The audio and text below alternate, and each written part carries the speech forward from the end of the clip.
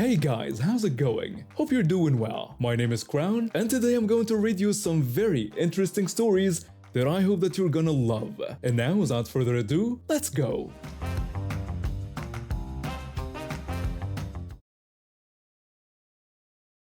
My dad's neighborhood had this reputation.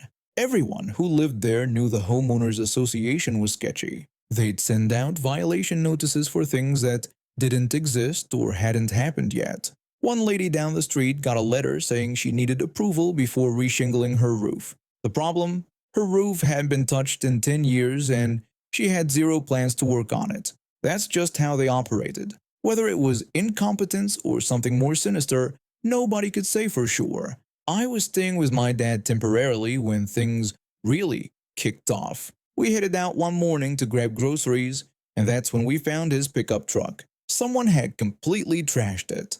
The whole side was smashed in, windows broken, the works. Nothing was stolen though, which struck us as weird right away. It was just pure destruction. The police came out pretty quickly. They poked around and found something interesting. There was this rock inside the truck bed that didn't belong to us. It was this smooth, polished type of stone, really distinctive looking. The cops traced it back to a house down the street based on the landscaping there. Problem was, nobody would admit to anything, and there wasn't enough proof to press charges. Sure, criminals can pick up random objects, but the whole thing felt off. That specific type of rock wasn't common in our area at all. After that mess, I installed a security camera on the front of my dad's house. Figured we needed some protection going forward. 2 days later, we got a letter from the Homeowners Association. It was a violation notice for having a vehicle eyesore that needed to be removed immediately. I remember staring at that letter, thinking there was no way they could have processed this so fast through normal channels. The timing was too perfect, too convenient. My gut told me something wasn't right. About a week after the truck got smashed, someone knocked on the door. It was a code inspection officer. The Homeowners Association had actually called him out to our property. The parts to fix the truck hadn't even arrived yet because we weren't about to pay extra for expedited shipping on damage we didn't cause. Plus, the truck was so old that insurance would probably just total it anyway. My dad loved that truck though. It had sentimental value, and it still ran perfectly fine. The officer walked up and started his whole spiel about how vehicles that don't run need to be removed from the property. Then both he and my dad stopped mid-conversation and kinda stared at each other. They both asked if they knew each other at almost the same time. Turns out they went to the same church and had known each other for years. Small world. The officer looked at the truck and told my dad that if he could prove it started, he'd write it up as being in code and we'd be fine. My dad turned the key and the engine fired right up. The damage was all cosmetic. The officer nodded, satisfied, and told my dad to go on with his day and have a good one. We were furious by this point. The timeline was too suspicious. There was no way the Homeowners Association could have known about the truck damage that quickly unless they were involved somehow. Unfortunately, nobody else on our street had security cameras before I installed ours, so we had no footage of the actual incident. Some people down the street had their car broken into around the same time, but their camera angle didn't catch anything useful either. A couple months went by without any major incidents. I decided to upgrade my car with a new dash cam that could run off the battery and activate if it detected any bumps, even when the car was off. It needed to be wired directly to the battery for that feature to work. A few days after installation, we got another violation notice. This time it was for our mailbox being crooked. I went outside to look and yeah, it was tilted at an angle. That was weird because I didn't remember it being like that before. Then it hit me. My car was parked facing directly at the mailbox. If someone had messed with it, the dash cam might have caught it. I pulled out the memory card expecting nothing, but apparently I'd configured something wrong, because instead of going into sleep mode, it had been recording continuously. I watched the footage, and what I saw made my blood boil. The investigator walked right up to our mailbox, pushed it crooked with his hand, then wrote something down on his tablet and took a picture. He deliberately damaged our property to create a violation. I had the proof right there on video. The Homeowners Association sent us a letter demanding we attend the next board meeting to discuss the issues at our address. We didn't tell them about the footage yet. I wanted to save it. The way our association worked was that the board hired an outside company to handle enforcement. This company was called Bentry Management. We showed up to the meeting and sat down. The woman running our account for Bentry Management looked exactly like what you'd picture. Short haircut, that attitude, the whole package. I'm calling her Karen because it fits. The meeting dragged on through various neighborhood business until they finally got to us. We laid out the timeline and we told them about the truck being smashed and how just 2 days later we received a violation letter. I asked them to provide the dates when their investigator was in our neighborhood during that time period. Karen refused to answer my question. Her tone was dismissive when she told me we needed to keep better care of our stuff, like the whole situation was our fault and not hers. Then we brought up the mailbox incident. I explained that we had reason to believe their investigator was vandalizing our property and harassing us. Karen denied it completely and said it was impossible because she knew him personally and he would never do that. I asked her if she was sure about that. She said yes and wanted to know why I was asking. I pulled my laptop out of my bag, opened it up to the video file I'd already loaded, and set it on the table where everyone could see. I announced that I was presenting Exhibit A and hit play. Karen's face turned bright red immediately when she watched her investigator walk up to our mailbox and shove it crooked. She tried to claim that wasn't their investigator. I pulled out the violation letter about the mailbox and showed everyone the date on it. It matched the timestamp on the video perfectly. Karen still tried to deny it, saying it was just a coincidence and that we had a vandal but it wasn't them. I asked if it wasn't them and let the video keep playing. When the man walked back toward my car, his shirt became clearly visible on camera. It said Bentry Management right across the chest. Karen's face went from red to completely white. She looked like she might throw up. The board members all turned to stare at her and asked what she had to say about this. Karen just sat there making little noises like her brain was short-circuiting. She couldn't form words. I decided to push further. I brought up an old violation we'd gotten for tall grass on the side of our house. The area they'd cited wasn't even visible from the sidewalk because of how the house was positioned. I looked directly at Karen and asked if her investigator had at any time walked onto our property without permission. According to their own rules, they weren't allowed to trespass on homeowner property for inspections. Karen was visibly shaking now. She said no, of course not, but she couldn't even look at me when she said it. Her head was down, eyes on the table. I asked if she was sure. Karen asked why I wanted to know. That's when our neighbors stood up. They were lawyers who lived right next door to us, and the side yard violation had been between our houses. They said that, actually, what Karen just said wasn't true because they'd personally witnessed one of the investigators walking between our properties and going through the trash bins. Perfect timing. I hadn't even known they had that information. Karen immediately started arguing with our neighbors about how they had no proof, but her voice was shaky and desperate. The board cut her off and apologized to us. They said they'd be discussing what happens next regarding this situation.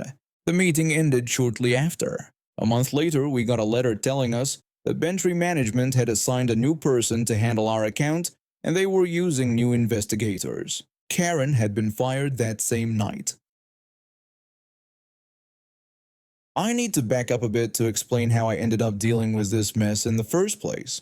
A few years back, I took a supervisor position with a private security company. We weren't your typical rent-a-cop standing around malls. Our team was highly trained and armed, working exclusively at high-end residential properties, where the parking garages looked like luxury car dealerships. My boss was a police officer who ran the security company on the side, and he had some pretty straightforward advice for us. He told me to be professional and courteous, but not to let these people walk all over me. He also said if I wasn't getting at least 2 bogus complaints a month, I probably wasn't doing my job. He wasn't kidding about the complaints. These places were packed with entitled residents who thought spending $1,500 a month on rent meant they owned the world. As a supervisor, I managed 12 different properties. My job involved coordinating patrols, handling evictions, attending community meetings, and figuring out which areas needed extra attention.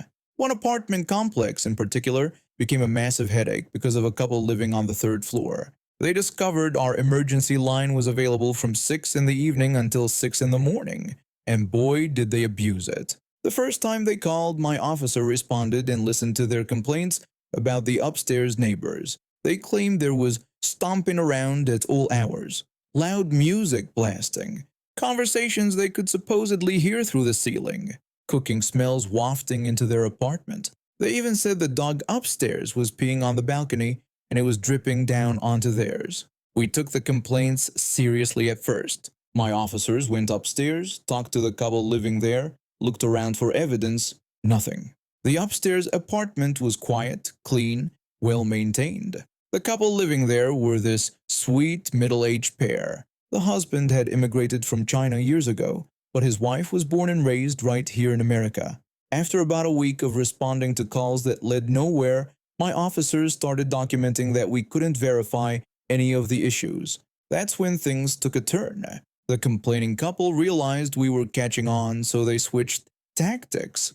Suddenly their complaints were sprinkled with comments about those Asians and questions about why people living in America couldn't cook American food. One night, the wife told my officer she was scared to be in the parking garage when one of them was driving.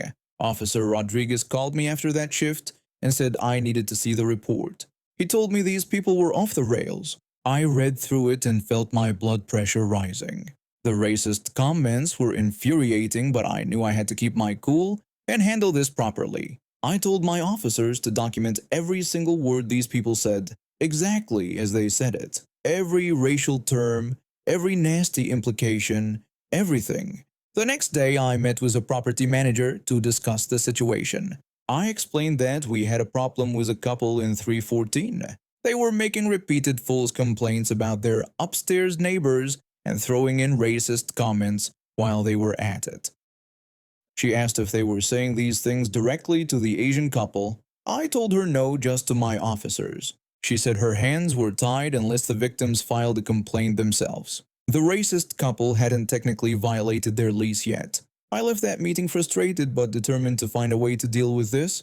These people were calling my emergency line 5 to 8 times a week, sometimes twice in one night. They were wasting my officers' time, costing the property management company money for unnecessary emergency responses, and making life miserable for a couple who'd done absolutely nothing wrong. About a month into this nightmare, I got a phone call during my afternoon rounds. The upstairs husband introduced himself and said he and his wife were traveling to China for 2 weeks to visit family. He wanted to let me know their apartment would be empty, just in case. I thanked him and asked when they were leaving. He said tomorrow morning, and they'd be gone for 14 days. My brain started working overtime. This was the opportunity I'd been waiting for. I asked him to do me a favor and not tell his downstairs neighbors he was leaving. I told him not to tell anyone except the property manager. He agreed but asked why. I said I'd rather not say just yet, but promised it was to help him. I also told him we'd check his door once every night to make sure it was secure. His wife got on the phone and thanked me. She said they really appreciated everything I was doing. That night, I called a meeting with all my officers who worked at that complex. I explained the situation and laid out my plan. I told them the couple in 324 was leaving the country tomorrow and would be gone for 2 weeks. The racist couple downstairs didn't know this. I said I wanted every single response to their apartment documented in excruciating detail.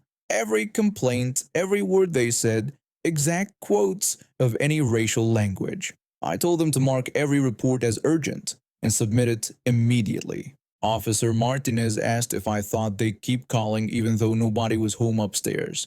I said I was counting on it. Over the next 14 days, the couple called 18 times. 18 separate complaints about noise, cooking smells, dogs barking, people stomping around. Every single one was documented. My officers would show up, knock on the door of the empty apartment upstairs, confirm nobody was home, then go back downstairs and write detailed reports about what the lying couple had claimed.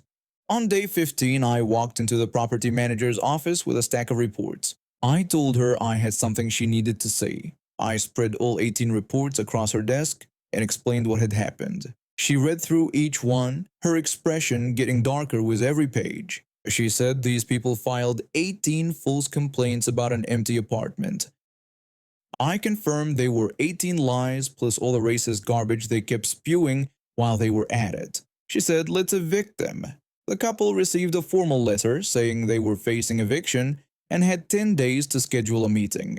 If they didn't schedule one, the eviction would proceed automatically. They scheduled the meeting for the following Wednesday. I showed up in my formal uniform, dress shirt, slacks, tie, and my service weapon with one magazine. The property manager was already there, and so was the couple. The wife's eyes went straight to my gun. She said she wasn't comfortable with me being armed in here and that we needed to reschedule. The manager told her this happens now or she'd process the eviction without giving them a chance to defend themselves. The husband said fine and told us to get it over with. The manager started the video recording. Everything had to be documented for legal purposes in case they fought the eviction in court. I had all 18 reports in front of me, organized by date. I started going through them one by one, slowly, methodically. I read the first report out loud. Date, time, responding officer. I told them they called our emergency line and reported loud music coming from apartment 324. The report said they also mentioned, and I quoted, "Those Asians don't understand how to live in America." I asked if they disputed anything in this report except the racial comment. The wife said they never said that. I asked if the complaint about the music was accurate. The husband said yes, the music was very loud that night. I thanked them and moved to report 2. I read the date, time, and responding officer. I said they called about stomping noises and mentioned, and I quoted again, "Why can't these people cook normal food like everyone else?" I asked if they disputed anything except the racial comment. This went on for all 18 reports. Around the 7th one, the wife started getting agitated. She asked why I was dragging this out and said it was ridiculous. I told her this was my portion of the meeting. I explained she'd have plenty of time to speak and ask questions, but only after I finished presenting the evidence. I kept going. By report 12, they were both squirming in their chairs. By report 18, the husband was staring at the table and the wife's face was bright red. I said I needed to tell them something important.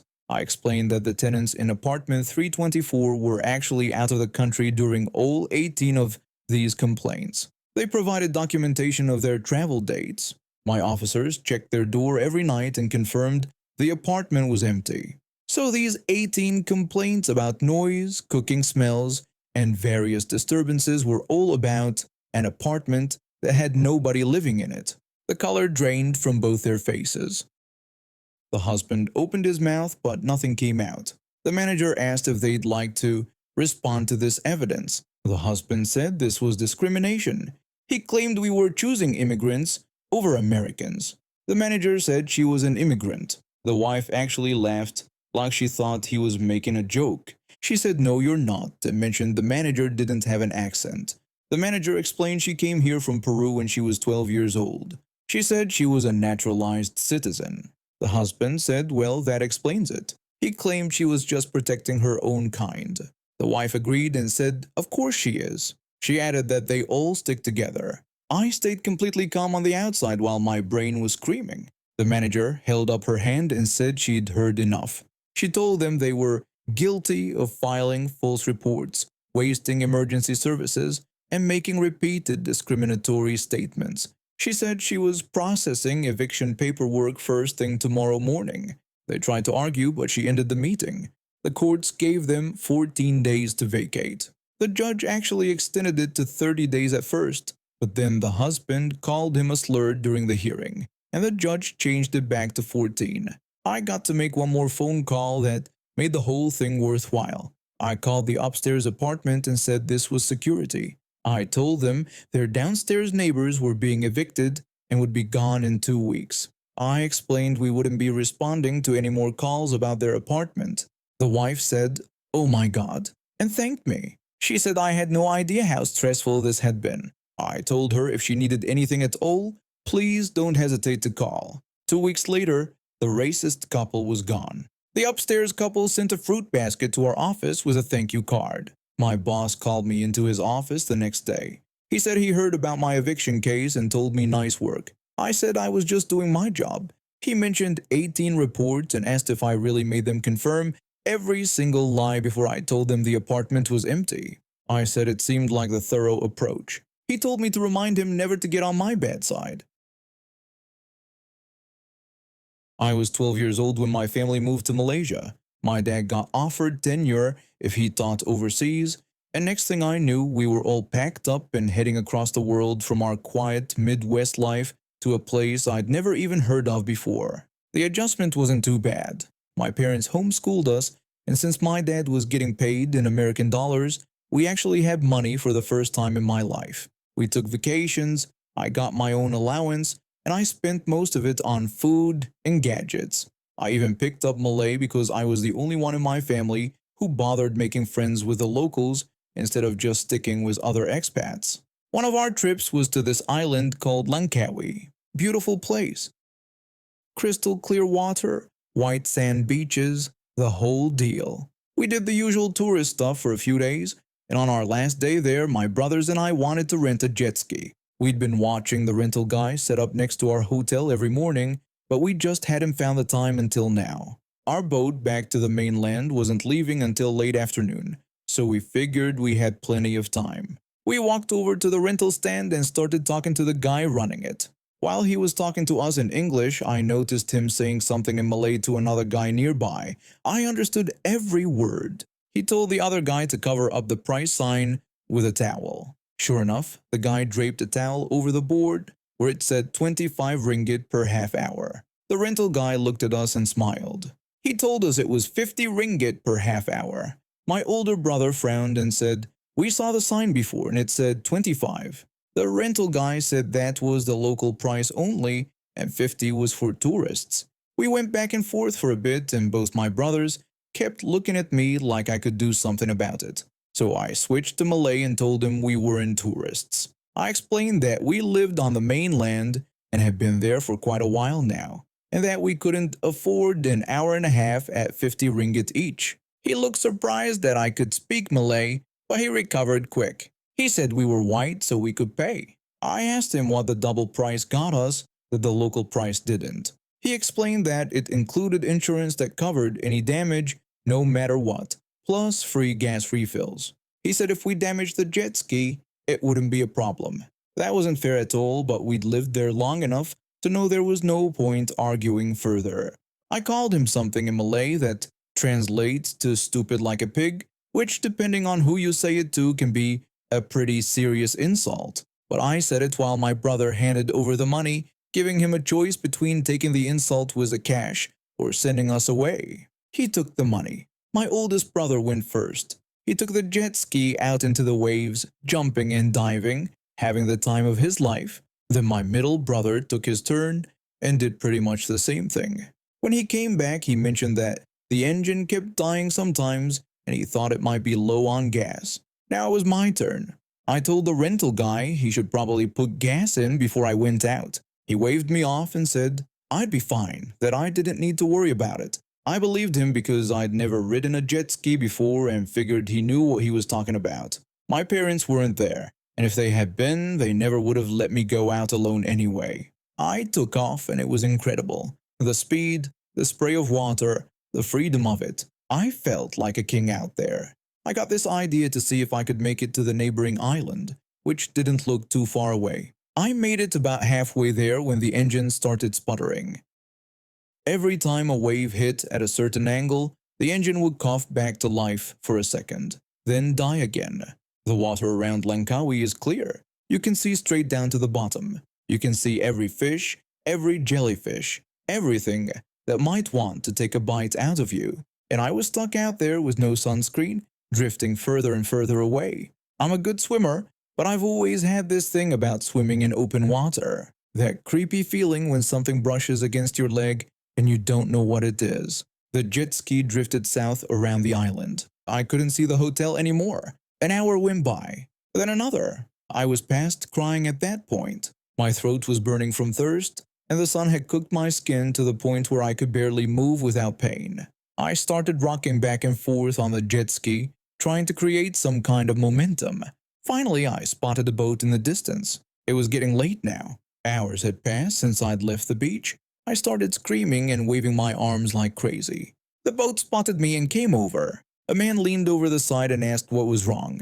I told him I was out of gas and begged him to help me. He asked if I was American. I remembered what my parents taught me. Americans and British weren't exactly popular in that part of the world.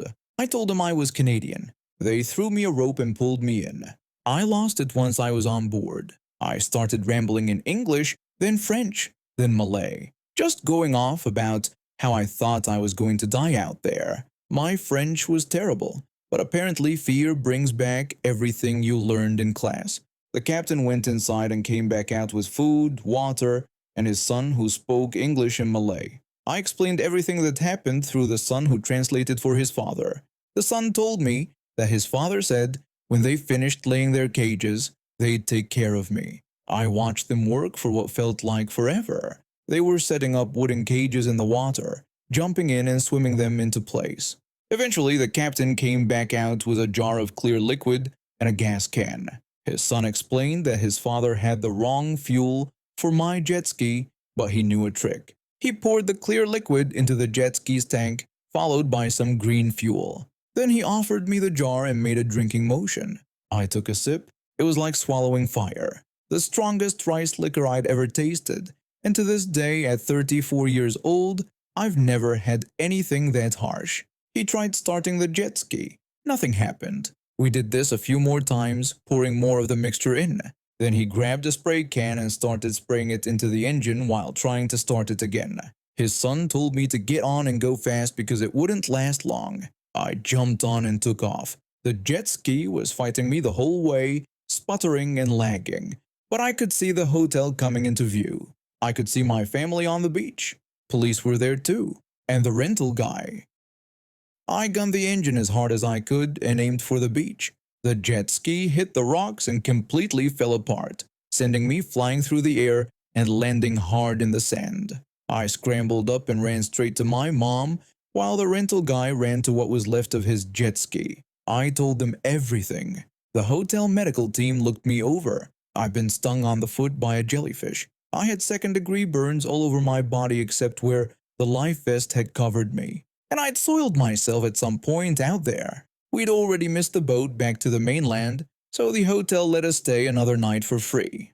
When we were wrapping things up on the beach, the rental guy came back over. His English was suddenly perfect. He said we had to pay for repairs, that it was his only jet ski, and now he would starve. My brother looked at him and reminded him that we paid for the insurance. The rental guy said there was no insurance for this kind of damage. I spoke up and said he charged us $50 instead of $25 and told us that damage was covered no matter what. Some of the hotel staff heard this and came over. They asked how much he'd charged us. The rental guy went quiet. Apparently, he'd been warned before about gouging guests. The hotel staff told the police to remove him and ban him from their beach permanently. We went back to our room, and my mom gave me the most painful shower of my life. Every drop of water felt like needles on my burned skin.